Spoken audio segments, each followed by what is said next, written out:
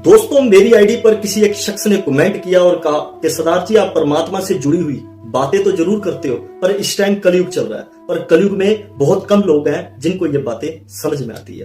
पर कलयुग से जुड़ी हुई मैं आपसे एक बात शेयर करना चाहता हूं कि दुनिया में कलयुग कितना ही बढ़ जाए, पाप कितने ही बढ़ जाए, इंसान का जो छुटकारा है ना, वो नाम जपकर ही होगा। मैं आपसे एक छोटी सी बात शेयर करूंगा। मेरी अगर बात आपको अच्छी लगे ना, तो इस वीडियो को लाइक एंड शेयर कर देना कि लोगों को भी समझ में आ जाए। जब महाभारत का युद्ध समाप्त हुआ, तब अर्जुन ने श्री कृष्ण भगवान से एक सवाल किया था कि भगवान, अब ये द्वापर चल रहा है, अब इसके बाद कलयुग आएगा और वो कलयुग कैसा होगा। तो श्री कृष्ण भगवान ने पांचों भाइयों को भेज दिया कि आप सवेरे उठकर अलग अलग दिशा में जाना, जिसको जो दिखे ना वो आकर बताना, तो फिर मैं जवाब आपको दूंगा कि कलयुग कैसा होगा। पहले बड़ा भाई गया, तो ऐसे करके पांचों भाई अलग अलग दिशाओं में चले गए। जब वो शाम को लौटे, तो पहले भाई ने श्री कृष्ण भगवान को कहा कि मैंने ना आज भगवान बहुत अलग चीज देखी। तो श्री कृष्ण जी कहने लगे, क्या देखा? कहता, मैंने देखा कि एक कुएं का पानी है ना, वो साथ वाले कुएं में नहीं जा रहा, वो तीसरे कुएं में पानी जा रहा है। तो श्री कृष्ण भगवान ने कहा कि कलयुग के अंदर भाई भाई का साथ नहीं देगा, साले का दे देगा, दोस्तों का दे देगा, पर भाई भाई का साथ नहीं देगा। दूसरे भाई से पूछा कि तुमने क्या देखा? तो दूसरे ने कहा कि भगवान, मैंने ये देखा कि जो हंस है ना, हंस का काम है मोती चुगना और बगले का काम है मांस खाना, पर हंस मांस खा रहा है। तब श्री कृष्ण भगवान ने कहा कि कलयुग के अंदर ऐसे लोग जरूर होंगे जो संत बनकर स्टेजों से प्रवचन की बात करेंगे, लोगों से परमात्मा की बात करेंगे और स्टेज पर बैठकर ये कहेंगे कि मीट मच्छी मत खाइए, दारू मत पिए, ये शास्त्रों के विरुद्ध है, पर खुद अंदर बैठकर खाएंगे।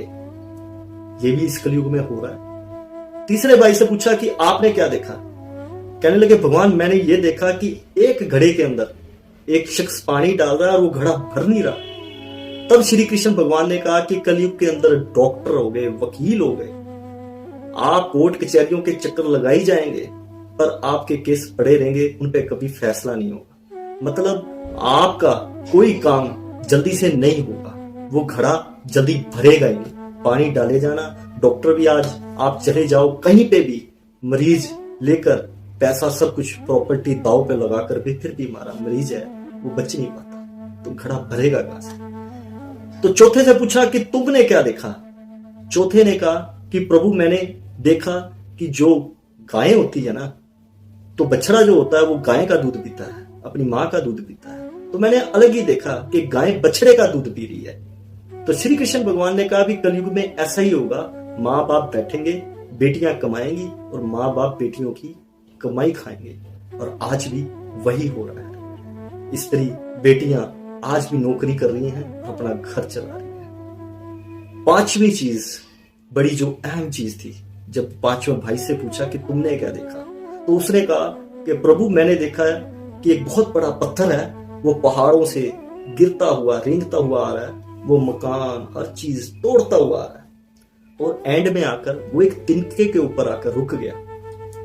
तो श्री कृष्ण भगवान भी कहने लगे, जो मुसीबतें हैं ना, वो इस पहाड़ की तरह आपकी जिंदगी में आएंगी, आप रोक नहीं पाओगे। अगर वो रुकेंगी, सिर्फ उसी शख्स के गेट के आगे रुकेंगी कि जिसके घर में राम नाम का सिमरन होगा, वाहिगुरु का जाप होगा, क्योंकि प्रभु के नाम के आगे ये मुसीबतें झुक जाती हैं। इसलिए वो जो तिनका है ना, जिस पत्थर को उसने रोका था, वो तिनका ही प्रभु का नाम है। इसलिए इस कलयुग में अगर आप चाहते हैं सदा सुखी रहे और खुश रहे, तो अपने घर से कभी भी नाम की खुशबू, किसी भी इष्ट को, देवी देवता को मानते हो, तो अपने घर से उस नाम की खुशबू, उस प्रभु के नाम को मत जाने दीजिए। घर में उस नाम का पहरा रखिए, घर में उस नाम का जाप करते रहिए जिस नाम को आप जपते हैं। फिर मुसीबतें आपके दरवाजे तक रहेंगी, आपके घर तक नहीं आएंगी।